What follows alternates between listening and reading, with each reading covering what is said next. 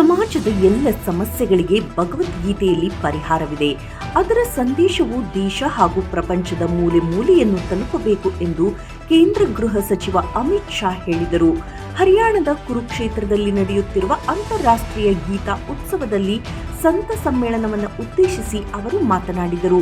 ನಾನು ಪ್ರಪಂಚದಾದ್ಯಂತ ಅನೇಕ ವಿದ್ವಾಂಸರನ್ನ ಭೇಟಿ ಮಾಡಿದ್ದೇನೆ.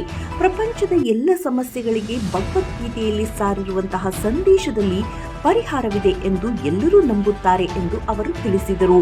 ಮಹಾಭಾರತವನ್ನು ಉಲ್ಲೇಖಿಸಿ ಮಾತನಾಡಿದಂತಹ ಶಾ, 5000 ವರ್ಷಗಳ ಹಿಂದೆ ಶ್ರೀಕೃಷ್ಣನು ಅರ್ಜುನನಿಗೆ ಗೀತೆಯ ಸಂದೇಶವನ್ನ ಬೋಧಿಸಿದ. ಕುರುಕ್ಷೇತ್ರ ಪುಣ್ಯಭೂಮಿಯಲ್ಲಿ ಇಂದು ನಾವು ಕುಳಿತಿದ್ದೇವೆ.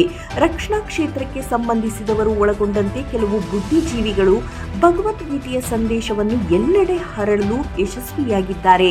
ಜಗತ್ತಿನಲ್ಲಿ ಎಂದಿಗೂ ಯುದ್ಧ ನಡೆಯುವುದಿಲ್ಲ ಎಂದು ಹೇಳಿದರು.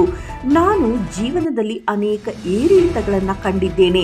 ಆದರೆ ನನ್ನ ತಾಯಿ ನನಗೆ ಬಾಲ್ಯದಲ್ಲಿ ಭಗವದ್ಗೀತೆಯನ್ನು ಕಲಿಸಿದ ಕಾರಣ ನಾನು ಯಾವುದೇ ನಿರಾಶೆ ಮತ್ತು ನೋವನ್ನು ಅನುಭವಿಸಲಿಲ್ಲ ಎಂದು ಶಾ ಹೇಳಿದರು. ಮೋದಿ ಅವರು ಪ್ರಧಾನಿಯಾದ ನಂತರ ಕಳೆದ 10 ವರ್ಷಗಳಲ್ಲಿ ದೇಶದಲ್ಲಿ ಆತ್ಮ ಪ್ರಜ್ಞೆಯನ್ನ ಜಾಗೃತಿಗೊಳಿಸುವ ಕೆಲಸ ಮಾಡಿದ್ದಾರೆ.